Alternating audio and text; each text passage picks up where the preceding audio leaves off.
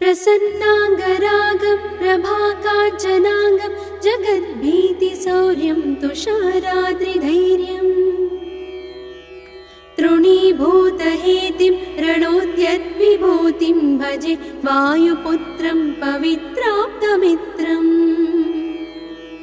भजे पावनं भावनानित्यवासम् भजे बालभानं प्रभाचारुभासम् भजे चन्द्रिका कुन्दमन्दारहासम् भजे सन्ततं रामभूपालदासम् भजे लक्ष्मणप्राणरक्षातिदक्षं भजे तोषितानेकगीर्वाणपक्षम्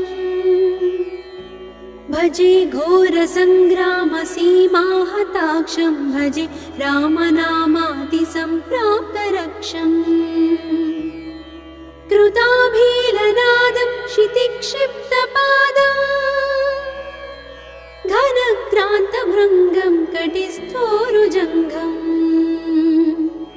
वियद्व्याप्तकेशं भुजाश्लेषितास्मम्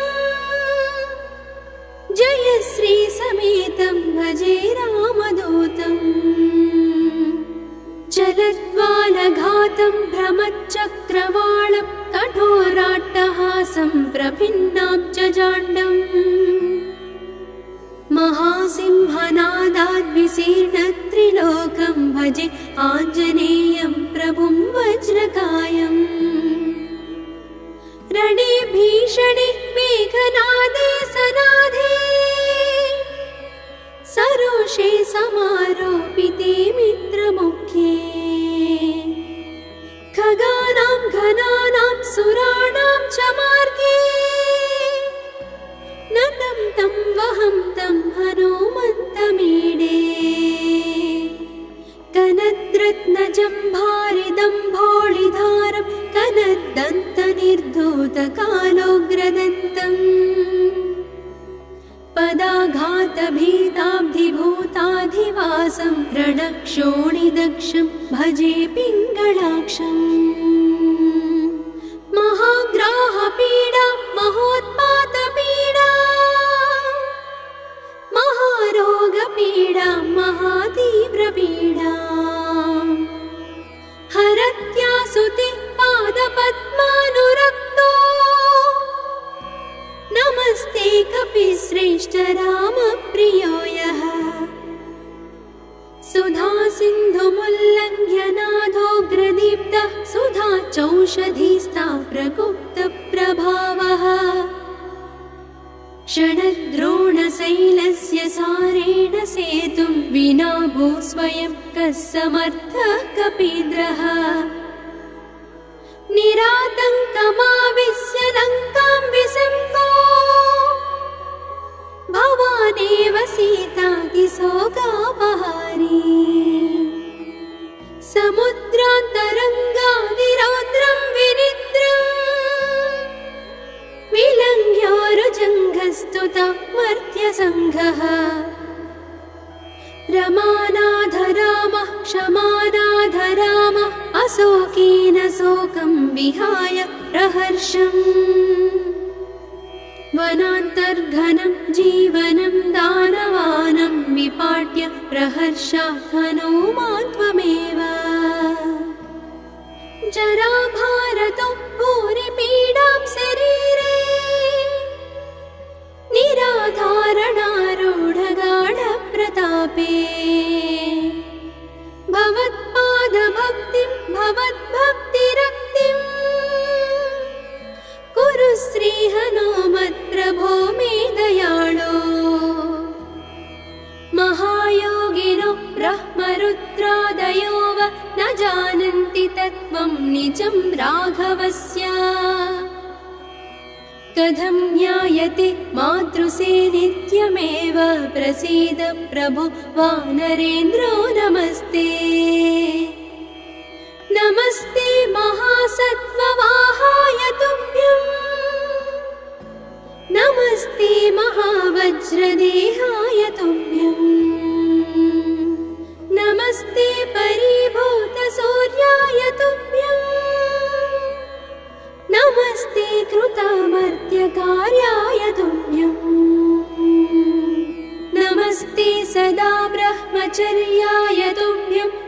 नमस्ते सदा वायुपुत्राय तुभ्यम्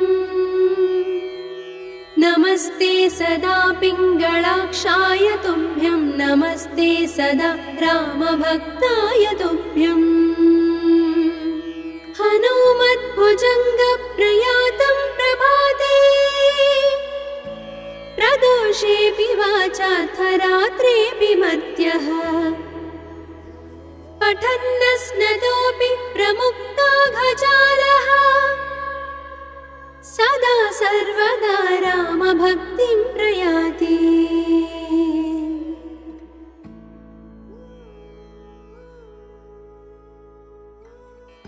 प्रसन्नाङ्गरागं प्रभाकाञ्चनाङ्गं जगद्भीतिशौर्यं तुषाराद्रिधैर्यम् तृणीभूतहेतिं रणोद्यद्विभूतिं भजे वायुपुत्रं पवित्राप्तमित्रम् भजे पावनं भावनानित्यवासम् भजे बालभानुं प्रभाचारुभासम् भजे चन्द्रिका कुन्दमन्दारहासम् भजे सन्ततं रामभूपालदासम् भजे लक्ष्मणप्राणरक्षातिदक्षं भजे तोषितानेकगीर्वाणपक्षम् भजे घोरसङ्ग्रामसीमाहताक्षं भजे रामनामातिसम्प्राप्तरक्षम् कृताभीलनादं क्षितिक्षिप्तपादम् घनक्रान्तभृङ्गं कटिस्थोरुजङ्घम् वियद्व्याप्तकेशं भुजाश्लेषितास्मम् जयश्रीसमेतं भजे रामदूतम् चलद्वालघातं भ्रमच्चक्रवालं कठोराट्टहासं प्रभिन्नाब्जजाण्डम् महासिंहनादाद्विशीर्णत्रिलोकं भजे आञ्जनेयं प्रभुं वज्रकायम् रणे भीषणे मेघनादे सनाधे सरोषे समारोपिते मित्रमुख्ये खगानां घनानां सुराणां च मार्गे नतं तं वहं तं हनुमन्तमीडे कनद्रत्नजम्भारिदम्भोळिधारं कनद्दन्तनिर्धूतकालोग्रदन्तम् पदाघातभीताब्धिभूताधिवासं रणक्षोणिदक्षं भजे पिङ्गलाक्षम् महाग्राहपीडा महोत्पातपीडा महारोगपीडा महातीव्रपीडा हरत्यासुते पादपद्मानुरक्तो नमस्ते कपिश्रेष्ठ रामप्रियो यः सुधासिन्धुमुल्लङ्घ्य नाथोग्रदीप्तः सुधाचौषधीस्ता प्रगुप्तप्रभावः षडद्रोणशैलस्य सारेण सेतुं विना भूस्वयं कः समर्थः कपीन्द्रः निरातङ्कमाविश्य लङ्कां विसङ्को भवानेव सीतातिशोकापहारी समुद्रान्तरङ्गादिरौद्रं विनिद्रम् विलङ्घ्योरुजङ्घस्तुता मर्त्यसङ्घः रमानाथ रामः क्षमानाथ रामः अशोकेन शोकं विहाय प्रहर्षम् वनान्तर्घनं जीवनं दानवानं विपाट्य प्रहर्षात् हनुमान् त्वमेव जराभारतो भूरिपीडां शरीरे निराधारणारूढगाढप्रतापे भवत्पादभक्तिं भवद्भक्तिं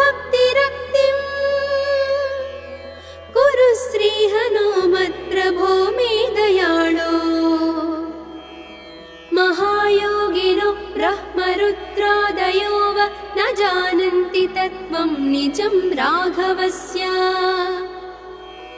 कथं ज्ञायते मातृसे नित्यमेव प्रसीद प्रभो वानरेन्द्रो नमस्ते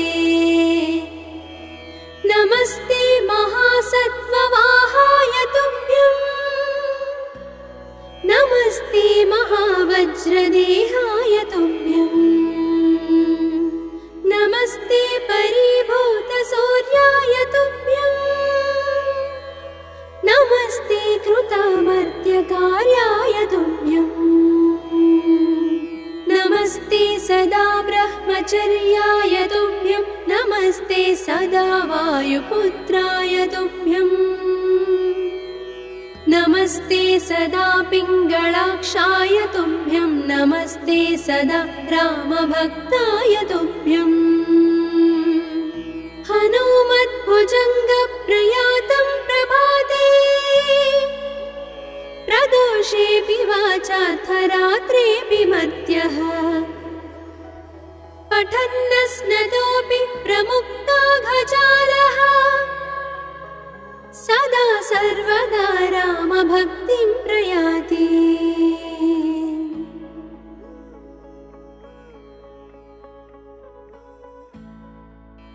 प्रसन्नाङ्गरागं प्रभाकाञ्चनाङ्गं जगद्भीतिशौर्यं तुषाराद्रिधैर्यम् तृणीभूतहेतिं रणोद्यद्विभूतिं भजे वायुपुत्रं पवित्राप्तमित्रम् भजे पावनं भावनानित्यवासम्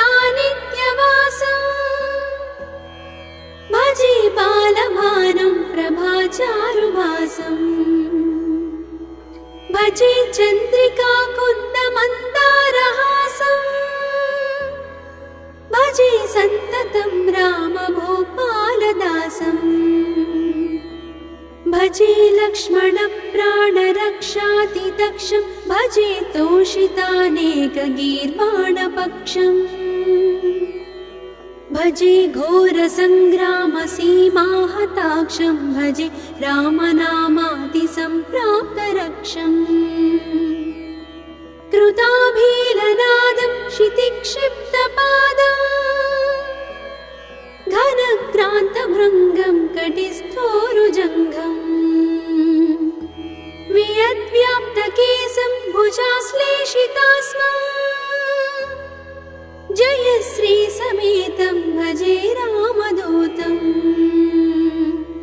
चलद्वालघातं भ्रमच्चक्रवालं कठोराट्टहासं प्रभिन्नाब्जजाण्डम् महासिंहनादाद्विशीर्णत्रिलोकं भजे आञ्जनेयं प्रभुं वज्रकायम्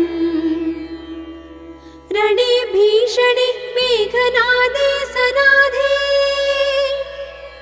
सरोषे समारोपिते मित्रमुख्ये खगानां घनानां सुराणां च मार्गे नतं तं वहं तं हनुमन्तमीडे कनद्रत्नजम्भारिदम्भोळिधारं कनद्दन्तनिर्धूतकालोग्रदन्तम् पदाघातभीताब्धिभूताधिवासं रणक्षोणिदक्षं भजे पिङ्गळाक्षम् महाग्राहपीडा महोत्पातपीडा महारोगपीडा महातीव्रपीडा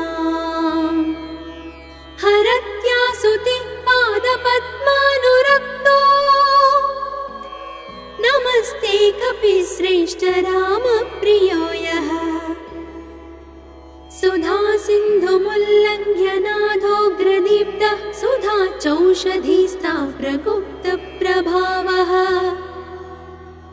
षडद्रोणशैलस्य सारेण सेतुं विना भूस्वयं कः समर्थः कपीन्द्रः निरातङ्कमाविश्य लङ्कां विसम्पो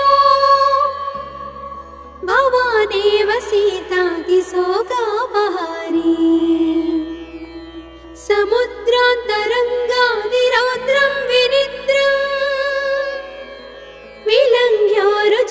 प्रस्तुता मर्त्यसङ्घः रमानाथ रामः क्षमानाथ रामः अशोकेन शोकं विहाय प्रहर्षम् वनान्तर्घनं जीवनं दानवानं विपाट्य प्रहर्षात् हनूमान् त्वमेव जराभारतो भूरिपीडां शरीरे निराधारणारूढगाढप्रतापे भवत्पादभक्तिं भवद्भक्तिरक्तिं कुरु श्रीहनुमत्प्रभो मे दयाळो महायोगिनो ब्रह्मरुद्रादयो वा न जानन्ति तत्त्वं निजं राघवस्य कथं ज्ञायते मातृसे नित्यमेव प्रसीद प्रभो वानरेन्द्रो नमस्ते नमस्ते महासत्त्ववाहाय तुभ्यं नमस्ते महावज्रदेहाय तुभ्यं नमस्ते परिभूतसूर्याय तुभ्यं नमस्ते कृतामर्त्यकार्याय तुभ्यं नमस्ते सदा ब्रह्मचर्याय तुभ्यं नमस्ते सदा वायुपुत्राय तुभ्यं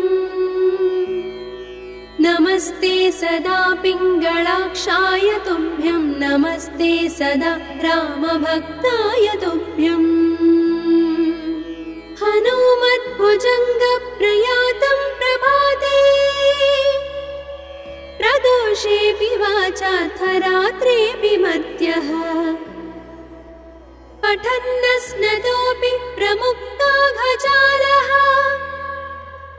सदा सर्वदा रामभक्तिं प्रयाति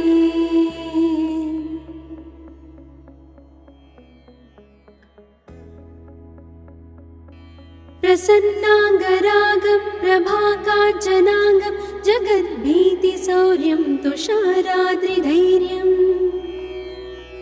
तृणीभूतहेतिं रणोद्यद्विभूतिं भजे वायुपुत्रं पवित्राप्तमित्रम् भजे पावनं भावनानित्यवासम् भजे बालभानं प्रभाचारुभासम् भजे चन्द्रिका कुन्दमन्दारहासम्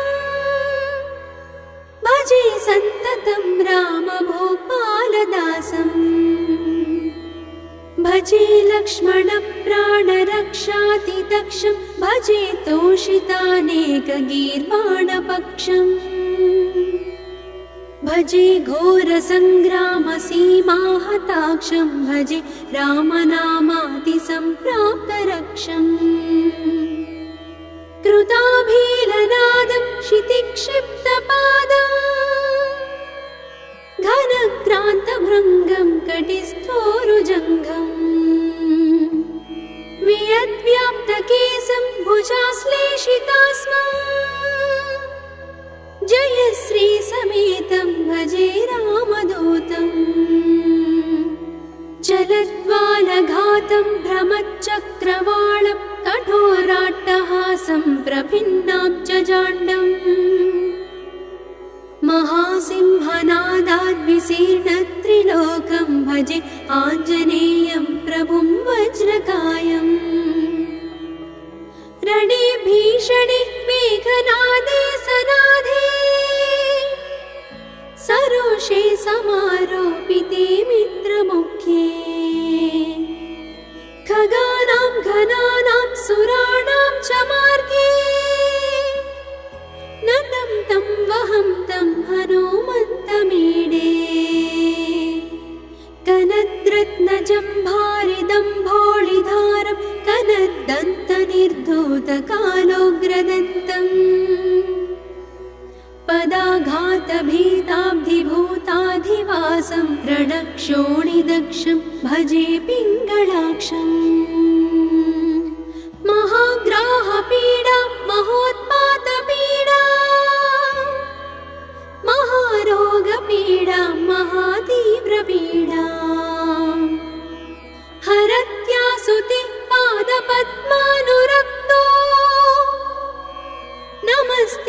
सर्वेऽपि श्रेष्ठ रामप्रियो यः सुधा सिन्धुमुल्लङ्घ्य नादोग्रदीप्तः सुधा चौषधीस्ता प्रगुप्तप्रभावः षडद्रोणशैलस्य सारेण सेतुं विना भू स्वयं कः समर्थः कपीन्द्रः निरातङ्कमाविश्य लङ्कां विसम्पो भवानेव सीतातिशोकापहारी समुद्रान्तरङ्गादिरौद्रं विनिद्रम् विलङ्घ्योरुजङ्घस्तुता मर्त्यसङ्घः रमानाथ रामः क्षमानाथ रामः अशोकेन शोकं विहाय प्रहर्षम् वनान्तर्घनं जीवनं दानवानं विपाट्य प्रहर्षात् हनूमान् त्वमेव जराभारतो भूरिपीडां शरीरे निराधारणारूढगाढप्रतापे भवत्पादभक्तिं भवद्भक्तिरक्तिं कुरु श्रीहनुमत्प्रभो मे दयाळो महायोगिनो ब्रह्मरुद्रादयो वा न जानन्ति तत्त्वं निजं राघवस्य कथं ज्ञायते मातृसेनित्यमेव प्रसीद प्रभो वानरेन्द्रो नमस्ते नमस्ते महासत्त्ववाहाय तुभ्यं नमस्ते महावज्रदेहाय तुभ्यं नमस्ते परिभूतसूर्याय तुभ्यं नमस्ते कृतामर्त्यकार्याय तुभ्यं नमस्ते सदा ब्रह्मचर्याय तुभ्यं नमस्ते सदा वायुपुत्राय तुभ्यं नमस्ते सदा पिङ्गळाक्षाय तुभ्यं नमस्ते सदा रामभक्ताय तुभ्यं हनुमद्भुजङ्गप्रयातं प्रभाते प्रदोषेऽपि वाचार्थरात्रेऽपि मर्त्यः पठन्नस्नतोऽपि प्रमुक्ताघजालः सदा सर्वदा रामभक्तिं प्रयाति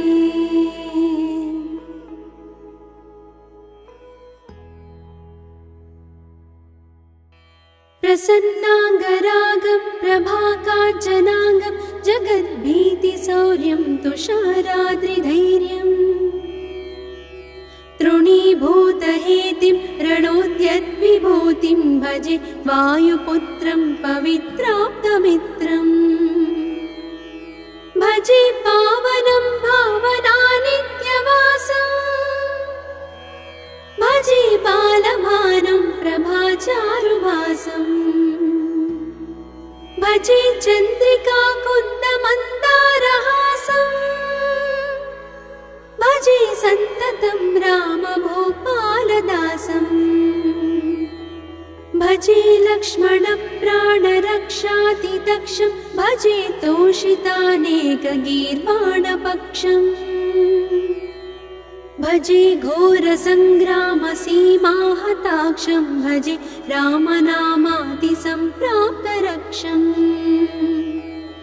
कृताभीलनादं क्षितिक्षिप्तपादम् घनक्रान्तभृङ्गं कटिस्थोरुजङ्घम् वियद्व्याप्तकेशं भुजाश्लेषितास्मम् जयश्री समेतं भजे रामदूतम् चलद्वालघातं भ्रमच्चक्रवालं कठोराट्टहासं प्रभिन्नाब्जजाण्डम् महासिंहनादाद्विशीर्णत्रिलोकं भजे आञ्जनेयं प्रभुं वज्रकायम् रणे भीषणे मेघनादे सनादे पाशे समारोपिते मित्रमुख्ये खगानां घनानां सुराणां च मार्गे नतं तं वहं तं हनुमन्तमीडे कनद्रत्नजम्भारिदम्भोळिधारं कनद्दन्तनिर्धूतकालोग्रदन्तम् पदाघातभीताब्धिभूताधिवासं रणक्षोणिदक्षं भजे पिङ्गळाक्षम् महाग्राहपीडा महोत्पातपीडा महारोगपीडा महातीव्रपीडा हरत्यासुते पादपद्मानुरक्तो नमस्ते कपिश्रेष्ठ रामप्रियो यः सुधा सिन्धुमुल्लङ्घ्य नाथोग्रदीप्तः सुधा चौषधीस्था प्रगुप्तप्रभावः षडद्रोणशैलस्य सारेण सेतुं विना भूस्वयं कः समर्थः कपीन्द्रः निरातङ्कमाविश्य लङ्कां विसङ्गो भवानेव सीतातिशोकापहारी समुद्रान्तरङ्गादिरौद्रं विनिद्रम् विलङ्घ्योरुजङ्घस्तुता मर्त्यसङ्घः रमानाधरामः क्षमानाधरामः अशोकेन शोकं विहाय प्रहर्षम् वनान्तर्घनं जीवनं दानवानं विपाट्य प्रहर्षात् हनुमान् त्वमेव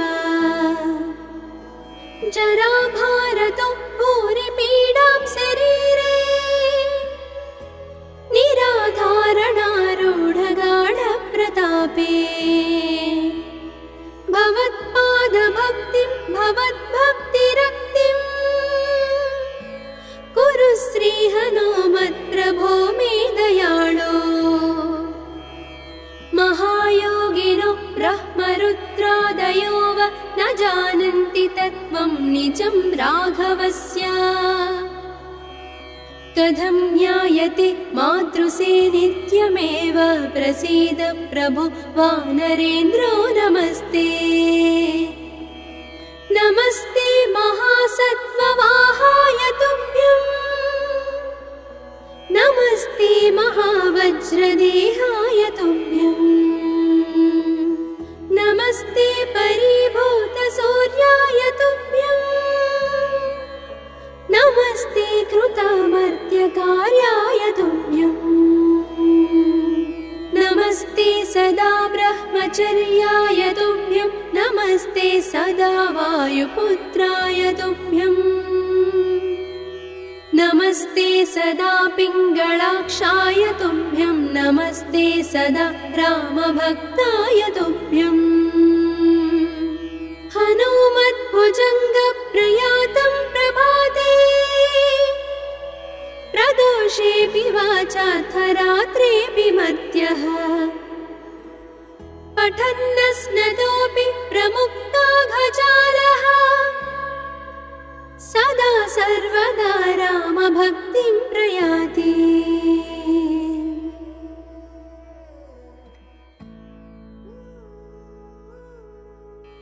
प्रसन्नाङ्गरागं प्रभाकाञ्चनाङ्गं जगद्भीतिशौर्यं तुषाराद्रिधैर्यम्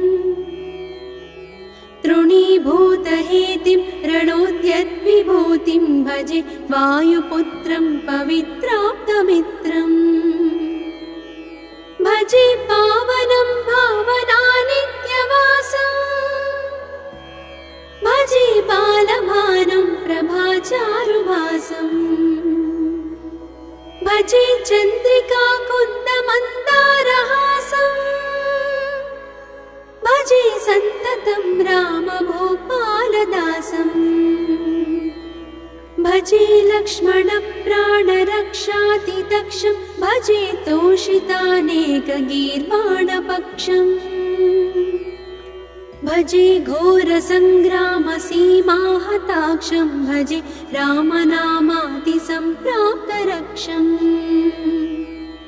कृताभीलनादं क्षितिक्षिप्तपादम् घनक्रान्तभृङ्गं कटिस्थोरुजङ्घम्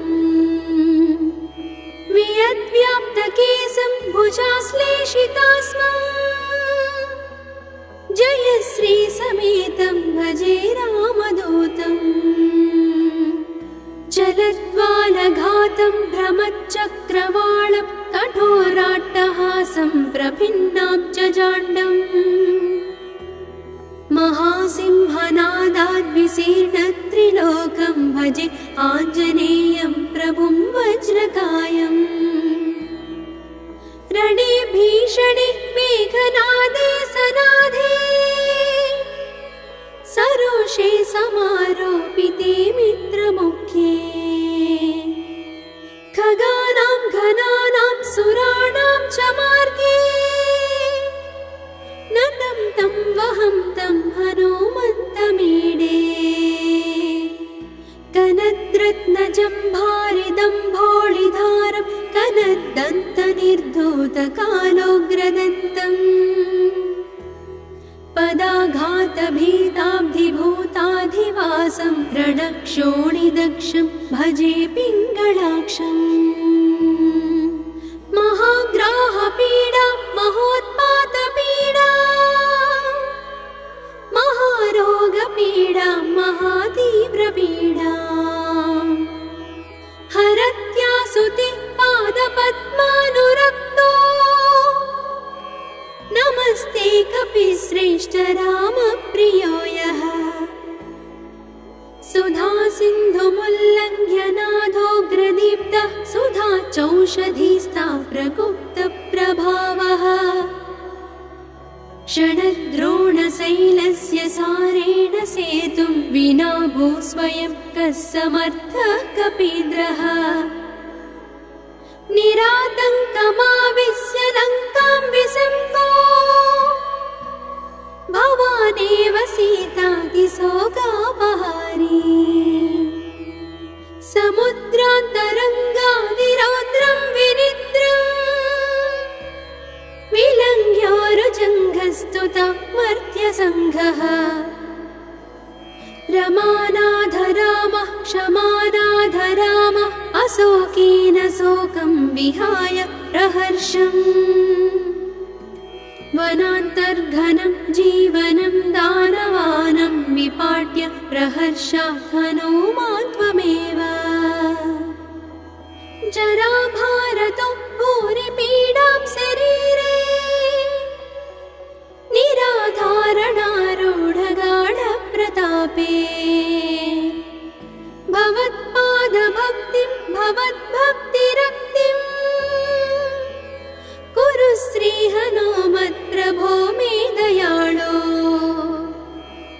महायोगिनो ब्रह्मरुद्रादयो वा न जानन्ति तत्त्वं निजं राघवस्य कथं ज्ञायते मातृसे नित्यमेव प्रसीद प्रभो वानरेन्द्रो नमस्ते नमस्ते महासत्त्ववाहाय तुभ्यं नमस्ते महावज्रदेहाय तुभ्यं नमस्ते परिभूतसूर्याय तुभ्यं नमस्ते कृतामर्त्यकार्याय तुभ्यं नमस्ते सदा ब्रह्मचर्याय तुभ्यं नमस्ते सदा वायुपुत्राय तुभ्यं नमस्ते सदा पिङ्गळाक्षाय तुभ्यं नमस्ते सदा रामभक्ताय तुभ्यं हनुमद्भुजङ्गप्रयातं प्रभाते प्रदोषेऽपि वाचाथ रात्रेऽपि मर्त्यः पठन्नस्नतोऽपि प्रमुक्ताघजालः सदा सर्वदा रामभक्तिं प्रयाति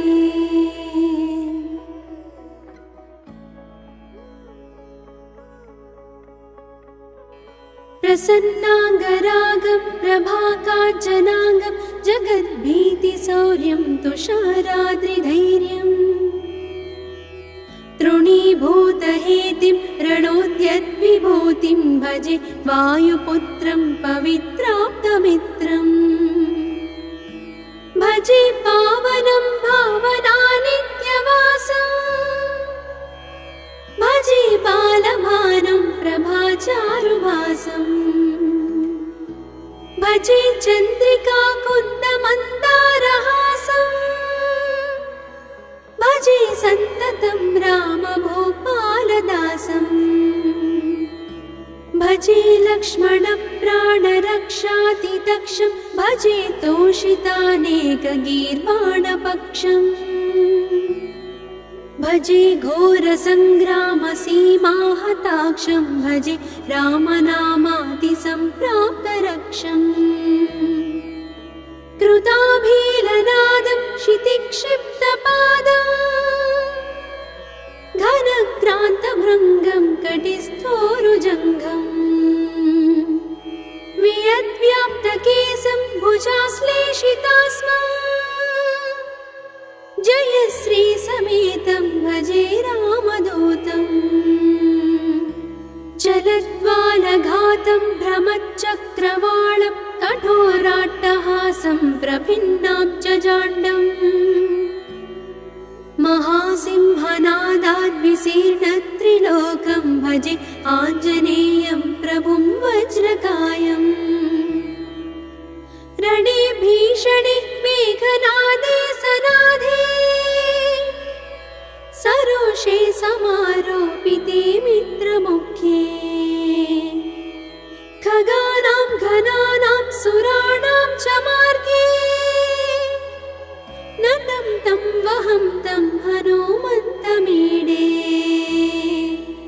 कनद्रत्नजम्भारिदम्भोळिधारं कनद्दन्तनिर्धूतकालोग्रदन्तम् पदाघातभीताब्धिभूताधिवासं रणक्षोणिदक्षं भजे पिङ्गळाक्षम् महाग्राहपीडा महोत्पातपीडा महारोगपीडा महातीव्रपीडा हरत्यासुते पादपद्मानुरक्तो नमस्ते कपिश्रेष्ठ रामप्रियो यः सुधा सिन्धुमुल्लङ्घ्य नाथोग्रदीप्तः सुधा चौषधीस्ता प्रगुप्तप्रभावः षडद्रोणशैलस्य सारेण सेतुं विना भूस्वयं कः समर्थः कपीन्द्रः निरातङ्कमाविश्य लङ्कां विसम्पो भवानेव सीतातिशोकापहारी समुद्रान्तरङ्गादिरौद्रं विनिद्रम् विलङ्घ्योरुजङ्घस्तुता मर्त्यसङ्घः रमानाधरामः क्षमानाधरामः अशोकेन शोकं विहाय प्रहर्षम् वनान्तर्घनं जीवनं दानवानं विपाट्य प्रहर्षात् हनूमान् त्वमेव जराभारतो भूरिपीडां शरीरे निराधारणारूढगाढप्रतापे भवत्पादभक्तिं भवद्भक्तिरक्तिं कुरु श्रीहनुमत्प्रभो मे दयाळो महायोगिनो ब्रह्मरुद्रादयो वा न जानन्ति तत्त्वं निजं राघवस्य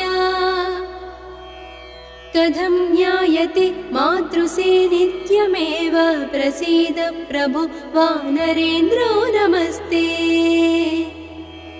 नमस्ते महासत्त्ववाहाय तुभ्यं नमस्ते महावज्रदेहाय तुभ्यं नमस्ते परिभूतसूर्याय तुभ्यम्